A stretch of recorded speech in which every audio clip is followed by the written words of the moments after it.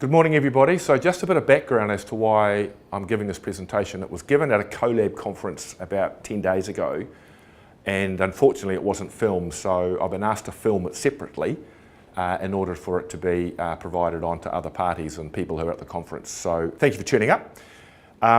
This is not the official view of the BCITO. I'm going to actually talk about housing affordability, but from a valuer's lens. So I'm a valuer by profession, spent many years in private practice, and a couple of the roles I had were at a very kind of strategic level. So I looked at markets, the New Zealand property market, from a much more kind of helicopter view. And so I was the city valuer at Auckland City for quite a few years during the 90s and early 2000s, and valuer general. So for about 10 years I had these quite large roles. And I used to track property values and interactions with other sectors of the property market. And I've not seen these presented before. So I thought I'd just give you a view on the issues confronting housing affordability in New Zealand, but from our lens, from a valuer's lens, from my own personal lens. And then I want to talk a bit about micro-credentials and why they're important to this lens and why there's a link on why we're needing them. Okay, so the first thing I want to do is give you a lesson, Valuation 101. Okay, the first thing you learn when you turn up in valuation class on day one is the definition of improvements. Now, improvements are the things that you add to the land, like the house and the deck and the garage and the fencing and those sorts of things. They are defined in valuation terms as improvements, okay? And how they're assessed isn't based on cost, less depreciation or anything like that. It's based on the difference between the vacant market value of your section and the market value of your entire property. Okay, so you assess the capital value, we call it, of your property.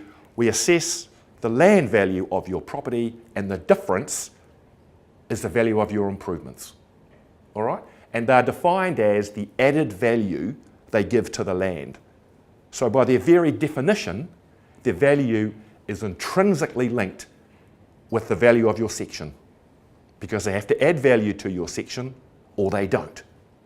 All right, that's a really important fundamental, and it is not anything to do with cost, less depreciation, etc., etc. It's all driven by that dynamic.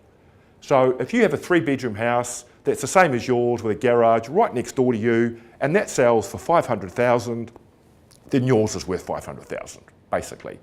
And if a section up the road sold for $250,000 and it's exactly the same, and it was a vacant market sale, then your section's worth $250,000. Therefore, your improvements are also $250,000, right? Simple as that. Very important concept though, as you'll see later on as I go through this presentation. Now, the current market value of your home is determined by comparable sales at the time your home is sold. And they can go up and down and sideways depending on the market movement.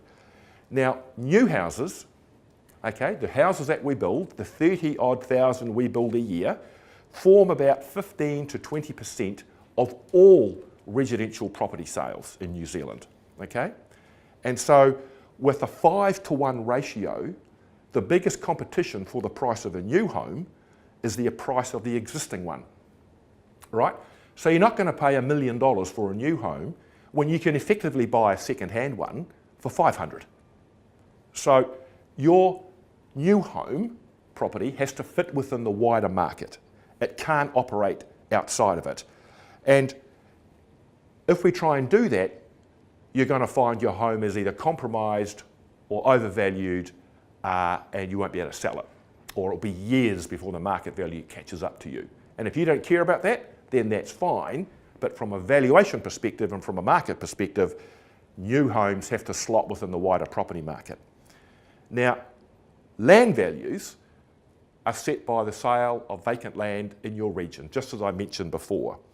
But the difference with land value is, depending on the supply of it and the cost of it, it can influence capital values, current market values, all right? So the more vacant land you supply, this isn't developable land, this is land that is developed, a section that is able to be built on, the more you can supply to the market and the more cost you add to it impacts the amount of property and the type of improvements that you add to it. All right? So you can influence the value of all property in New Zealand by how you supply the market with land. It's really that simple. All right? And as I said before, vacant land prices have a direct impact on what you build. All right? They actually inform and tell you what you can afford to build on your section, and I'll explain that in a minute. Now, the value of improvements, the value of your house and your garage, etc., right? They are influenced, as I said earlier, by the movement in capital values and the relationship with land values. Capital values move at a different rate than land values, right? Either faster or slower, depending on what's happened over a particular period of time. So the value of your improvements goes up and down. Now that means that at any point in time, the relationship between improvements and land and capital value has to slot into that difference in order for them to be optimal. Follow that? Otherwise, you risk over-capitalising or under-capitalising your property. Okay? So the improvements to be at the peak of their value when you build them need to understand that relationship. All right? And the value of improvements changes over time because land values and capital value changes over time. It's as simple as that. All right? So I start to unpick this bit by bit. So here's a really good example of a house that's just come on the market in Blockhouse Bay. It has a market value or capital value of just over $1 million, 1.065 million, you can see there. The land value is 1,005,000. So here you have in Auckland, and probably a large chunk of Blockhouse Bay, you have improvements worth virtually nothing. And these are substantial 3-bedroom, 130, 40 square metre, ex-state homes in really good nick that are basically worthless. Because the land value is saying this section needs to be developed more. It's undercapitalised. All of the value of that property is in the land. Right? So what that's saying to me is that section either needs to have $1 million house on it, and I don't know whether Blockhouse Bay can sustain values of $2 million, or it should be subdivided and should have 3 houses of $750,000 each. Right? The land value drives behaviour. All right?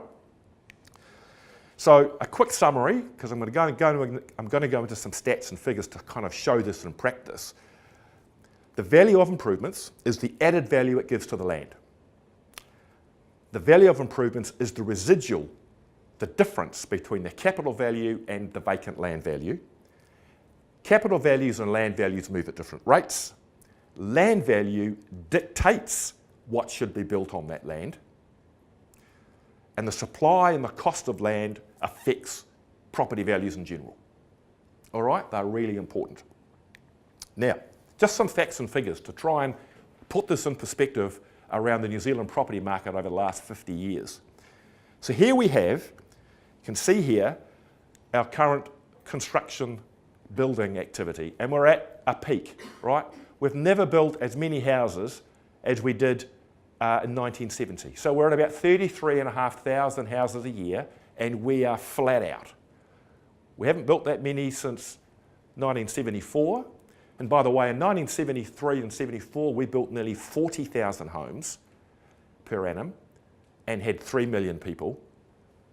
We're now building 33,500 homes for 5 million people. All right? So whilst the number of homes we're building has gone up a lot since the early 80s, when you look at it on a build per capita basis, it's actually pretty flat. We're actually building, and you can see there on the screen, at that rate there, 33,500 houses is equivalent to just over 6 houses per 1,000 people. Yet back in the 1970s, we were building double that. Not only in numbers terms, but in per capita terms. And that great big hole there is the global financial crisis. and the number of homes we didn't build during the global financial crisis is double all the other recessions combined. It was huge, the number of homes we didn't build. So we've got a massive catch up to do, plus we're only building today at a rate we need to build to house our current population, let alone the shortfall that we're also trying to build. So that's our real problem, and most of that resides in Auckland. Now, I talked before about the change in capital values across New Zealand. So here are the figures since 1960. So right up until about the early 80s, capital values were pretty flat, growing a little bit. All right? You can see there that during that period, up until about there, you could buy a house for 50 grand, right? In the early 80s, $50,000 will buy you a home. And then they increased rapidly through the 80s. Now, many of you weren't born in the 80s or won't remember this, but we had hyperinflation in New Zealand, and in fact, right across the world in the early 80s. And Muldoon brought in the wage and price freeze and all sorts of things to try and grapple with it. But, you know, I bought my first home back there. Interest rates were 22%. And some of you who owned houses in those days will remember it. But then we had also a massive spurt again there in just after 2000. And capital values raced away again. A little bit flat during the global financial crisis through there, but by and large, they are now just under 600,000 average in New Zealand. And of course, Auckland's 1 million and Queenstown's 1 million, and each location's different. But capital values over the last, 60 years, gone up 8 times since 1984. That's what, 40 years. They've gone up 8 times. Right? Now, land values over the same period have gone up 15 times. Right? Remember I talked earlier about capital values moving at a different rate to land values. And you'll see there that the trend is quite similar to capital values. Pretty flat right through to 84, then a pretty similar gradient, but then from the early 2000s, bang, it just took off. Then a bit flat during the global financial crisis, and then bang again. So the growth in land values is almost double the growth in capital values. All right? And that's part of the reason why supply has affected capital values. I'll explain that again in a sec. So if you look at the relationship between land value and capital values, you can see there on the screen that capital values, for the most part, land formed about 30% of it, apart from that blip in the 70s where we built a whole lot of homes because we were short. It was always about 30% of your overall property's value was your land. So if you had a house, if you had a property worth 90 grand, your land was worth about 30 grand. All right? But it's grown significantly since 84 to just before 2004, it was up to 55%. So 55% of your property's value was made up of land value, right? Which meant a corresponding decrease in the value of your improvements as a percentage. So, as a simple example, if you bought a section for $55,000, you could only afford to put a $45,000 house on it for that house to be optimal because the capital value is 100%. Follow that? And that changes a bit over time and it bounces around a bit. So we're now down to about 45, 50%. So at the moment in New Zealand, about half of all your value is land. So therefore, whatever you pay for your section, you have to put a house of the same value on it to make it optimal. Follow that? Now, different locations vary depending on where you are. It might be slightly higher or slightly lower, and it will all depend on your section price.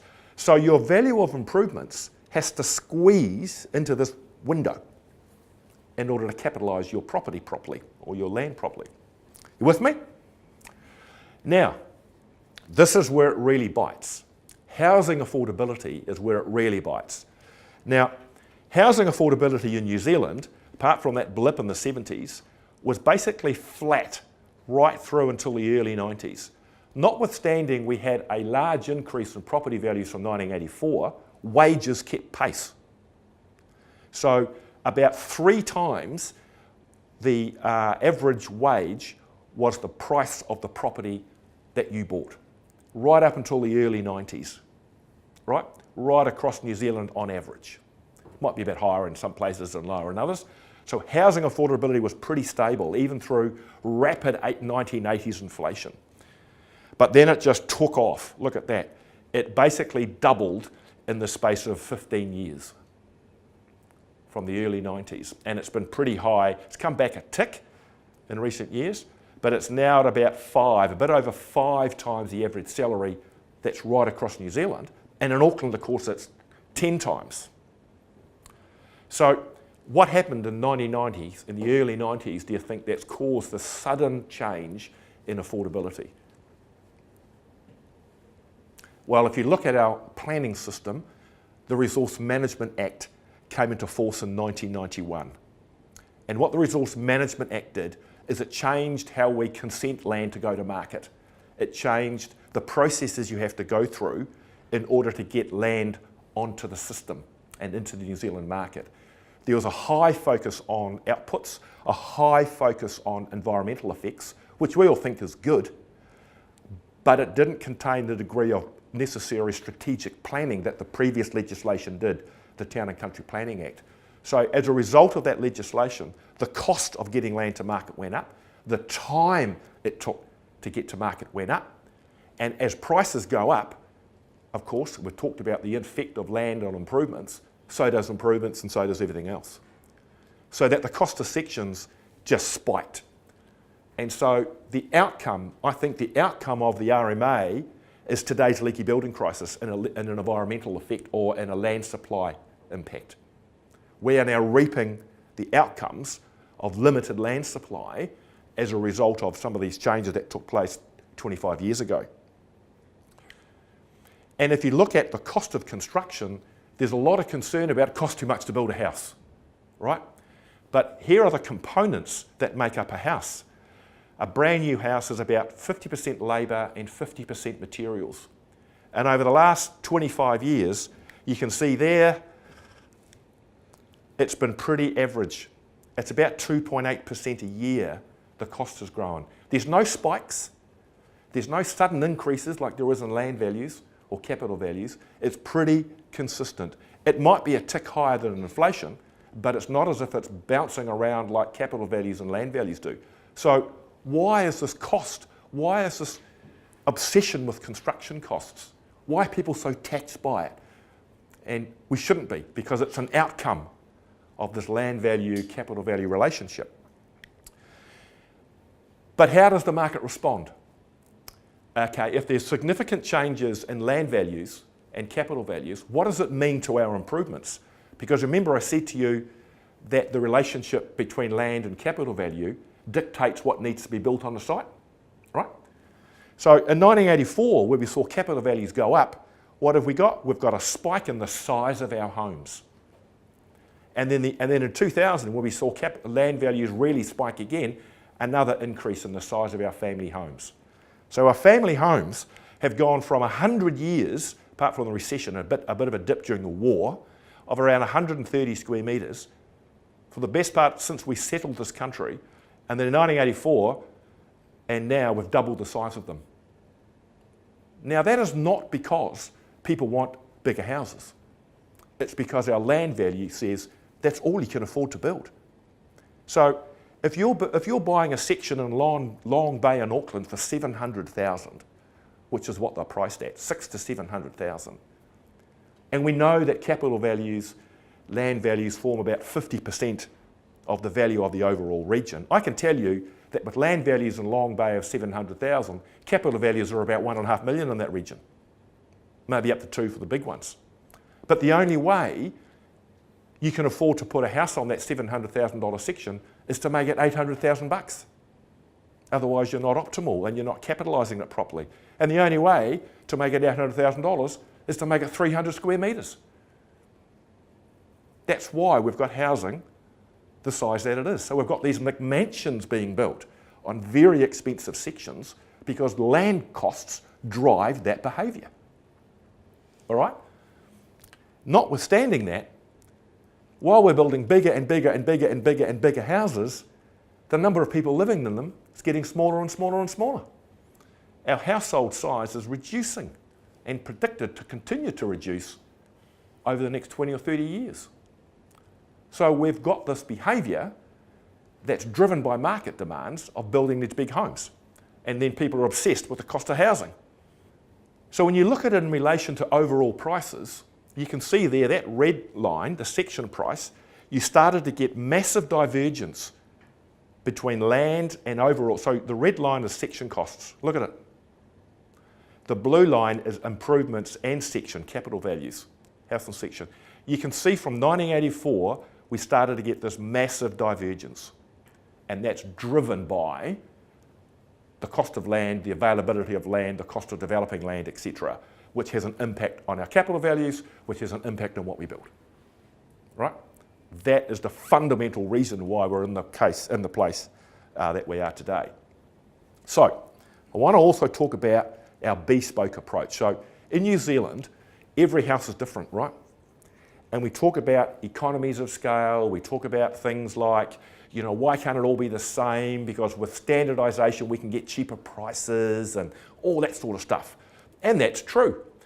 So this table here shows you that at the very top end of the scale, you have codes and standards and detailed design, right? And what we're trying to get down to through standardisation and Kiwi Build and a whole lot of other things is more standardised products, and you select variants, right? So you have a standard home and you might say, oh look, I'll have 2 light switches instead of 3. Or I'll have you know, very small variations in size. But at the other side of the spectrum, we've got this here. We've got land value pressure, which says, no, because this is what we've got in New Zealand. We've got codes and standards and everyone designs their house. If you're paying $800,000 for your house in Long Bay to be built, if you want round windows and every colour under the sun in the Resine's colour palette, by God, you're going to have it. You don't want standardisation like the house next door when I'm paying $1.5 million. Thanks very much. So we've got this behaviour that's driven in this culture and a whole construction sector that's built around this behaviour driven by land. If you're paying 30 grand for your section, you don't care because you know you're paying 70 grand for your improvements. So you're much more able to accept standardisation and products like that when you don't pay as much. And the same thing goes into the client-supplier relationship, right? At the very top end, we're build to order. You want a house, you rock along to any house builder, they'll show you standard plans and you'll go, oh, can I change that window please? And can you move that room over to there? And can you make it a bit bigger? And they'll do it for you. And it'll go ka-ching, ka-ching, ka-ching, ka-ching, thanks very much. Because the amount of input that you demand as a client at that level of cost is expected. That's what the behaviour drives you to do. And what we're wanting you to do is come down here where you basically ship to order like you buy a car. You know, pretty much all the same. You can change the seats and a few bits and pieces, but you're still buying a car. And they always talk about the motor industry as a comparative, and it's nothing like it, right? Up here, we can order any arrangement that we want. Anything you want, you can have. Cars, you can't. You might think you're ordering something unique. You know, if you're ordering from Toyota, you can have a white one and you can have, you know, leather seats or vinyl and you can have this, that and the next thing. But you can't order from Toyota a Ford chassis, a Chevy diff, a Subaru body, Ferrari seats, etc., which is what you get when you're up at this end of the spectrum when you can start from scratch and build it from nothing. So we're not the same as the car industry. We're not developing standard products with 3 things on the side, all because this land value pressure here says otherwise. All right? Now, we're obsessed with Aussie material costs. Whenever you listen to the radio or you see people on television that go, over in Australia, I can build it for half the price. And actually they can. Not quite half the price, but it's different. The Aussie market, when it comes to the relationship between land and capital values, is different from the New Zealand market. They have much more standardisation as a response. They've much shorter build times, and they have a different construction approach altogether where they have specialist gangs coming in and doing things. Therefore, things like micro-credentials and specialisation in relation to what they do becomes important. So now this will sicken you when you see this picture. Here's a house. Queensland's about the cheapest place to build in Australia. Here's a house in Peregrine Springs. Peregrine Springs is on the Sunshine Coast. Who's been to the Sunshine Coast? Right? Been to Coolum and around there? Just beautiful, eh? Right? This is just north of Coolum. Beautiful part of the Sunshine Coast. You can buy a brand new, this is G.J. Gardner, 4-bedroom, 2-bath, double garage, 450 square metre site, 210 square metre home, $649. Brand new, completely finished. So you can sell your $1 million ex-state house in Blockhouse Bay and go and buy 2 of those. Right? Now that's not driven by construction cost. That is all driven by land value because their land values are a lot cheaper, and I'll show you why. So being the ex-Valuer General, I got hold of the Valuer General in Queensland because I knew them all when I was VG, and I got some figures from him. And I got figures of land value and property values on the Gold Coast and the Sunshine Coast. And you can see there, the average section price in the Sunshine Coast, right in the heart of the Sunshine Coast, $247,000 for a section. You try buying that in the heart of Auckland. Not a show. Even north of Auckland for an hour's drive, they're $450,000. So at $450,000, you've got to build a $450,000 house, so you're building $1 million, right? The average capital value in the Sunshine Coast, $600,000, right? So all you can afford to spend on the improvements is about $358,000, because that's your average market price, that's your average section price, that's the difference, right? So let's have a look at that. Sunshine Coast, at $358,000 at about 220 square metres, your average cost of construction is about $1,630 a square metre. All right? In New Zealand, that house will cost you $2,500 to $3,000 a square metre. Maybe not $3,000, about $2,500 a square metre. Now, we know that labour and materials are 50-50, right? And if we said, and these figures aren't right, by the way, this is just a kind of a typical example, the saving in materials is actually significant. 15% is probably light because you've got standard products, they're all the same, you're not allowed to change them, and if you do, you get stung for them. So that's probably a bit light. And we know that in Australia, there's no wind shear loading, there's no earthquake requirements, there's no snow loading issues. They build with 75 by 35 timbers, we build with 100 by 50, etc. So there are some differences in construction types. There's single glazing, you can rattle till the glass falls out. So some of the products aren't quite the same. But the point is this, their labour time is about a half. And it was just when I was putting this presentation together, we had friends staying from Coolum, actually, from Caloundra, which is just south, who just built. And they built a home, and the whole thing cost them 450 grand.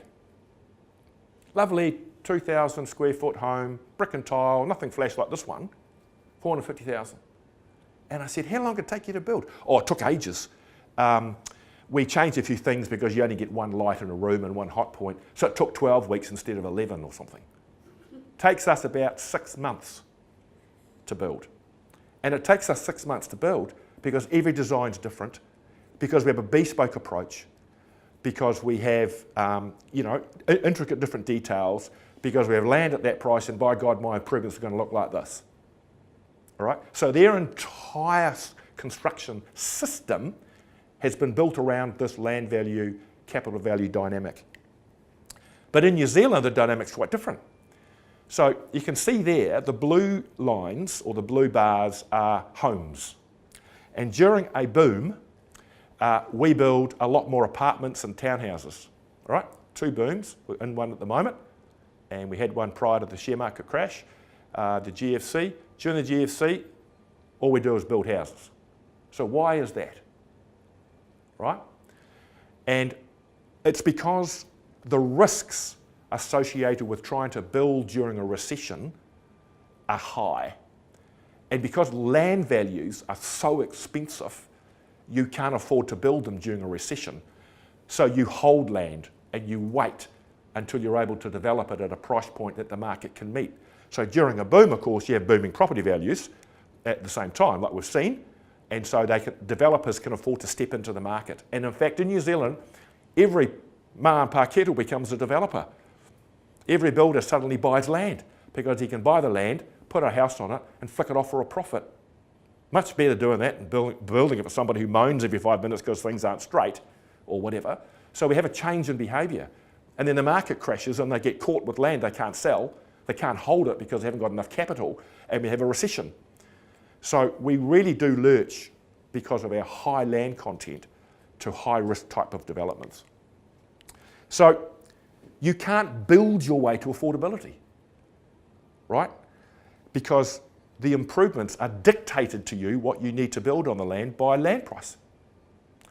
So if you simply save construction costs, with some stroke of the pen, you manage to take 20% off the cost of your construction, are you going to sell it for 20% less? Of course you're not. You'll just make a bigger margin because the market price is the market price, right? Now, let's give it an example. If you buy a section for 50,000 and you know that your improvements are going to be 50%, so your market value is 100 grand, if you happen to build it for less than 50,000, you've pocketed some profit, haven't you? Because the market price is the market price, right? So if you do that, then what happens is if you're making too much profit on building houses, people are going to go out and buy more land because you can make more profit. And what happens then? Land price goes up. So you're in this kind of spiral that's hard to get out of. And it's not the capital, it's not the value of improvements that's unaffordable, it's the value of the property that's unaffordable. So you can't compromise on your improvements to try and bring the price down. You otherwise end up in a situation where you're not optimal, you're building things that the market doesn't want, or in locations that they don't want, simply because you're trying to beat property prices by building your way through it. And we've already seen that that's impossible. And we've got those dynamics happening at the moment in some of the Kiwi build properties because you're trying to force fit improvements that aren't optimal into a space that says, we want something different here. All driven by land price. But if you get the land supply right, you get the market right, otherwise you get what you've got in New Zealand today. And so if we're going to be obsessed with anything, forget materials, be obsessed with the price of sections, because that drives all behaviours once and for all. The property market will look after itself because they have to adapt. And this is what's happened. It's already happened in New Zealand. Look at Christchurch. Christchurch is a great example of an undersupply of land. The earthquakes happened, a spike in property values. Then all of the local authorities said, we've got to release land in order for our citizens to be able to build their homes quickly. They released a whole lot of sections, a whole lot of houses were built, and now property prices have softened and they've come back. Because there's a good supply of land in the market, prices have settled, in fact they're still falling a bit, and things have come down to much more affordable rates. And if you've been to Houston, flew to the UK a couple of years ago, and I went via Houston and Dallas, and Texas is a great example of land supply. You fly into Houston for about 20 minutes before you land, you're flying over subdivided land waiting to be built on. It's just everywhere. And people on the plane are all Kiwis, of course, because we're flying in New Zealand. We're just going, look at all the land. Mind you, it's on the edge of a desert, you can go on forever. But the point is, go on to, when you go back to the office, go on to, I'll allow you to do this, go on to Open to View, look at property prices in Dallas and Houston. You will be gutted with what you can buy over there compared to what you buy here. It's incredibly cheap. 5 bedrooms, 3 bath, double garage, swimming pool, 400,000. Prices like this are just outrageous. All because they bring land to market at a very affordable rate. And it's a market price. You can't jimmy with the price. It has to be a market price. So we've spent 25 years getting into this position. We can't build our way out of it in the next 10. We have to change our whole approach to it, in my view, and change the system, and it'll take us another 25 years. So if you get into debt, right, all of a sudden you've got so much debt on, you can't get out of it overnight. It takes you years to plan it out. So we're in that kind of situation. Which brings me on to micro-credentials and why they're important. So the reason is, if we're going to change our construction technique and be more like Australia, where there's much more specialisation and much more reflection of a standardised approach, where people come into the market, do what they do and move out and do something different, then micro-credentials are essential to be able to recognise that. Now, this friend of mine who stayed with us a couple of weeks ago, they literally had a drive put into their property that they just built about a week before they came over.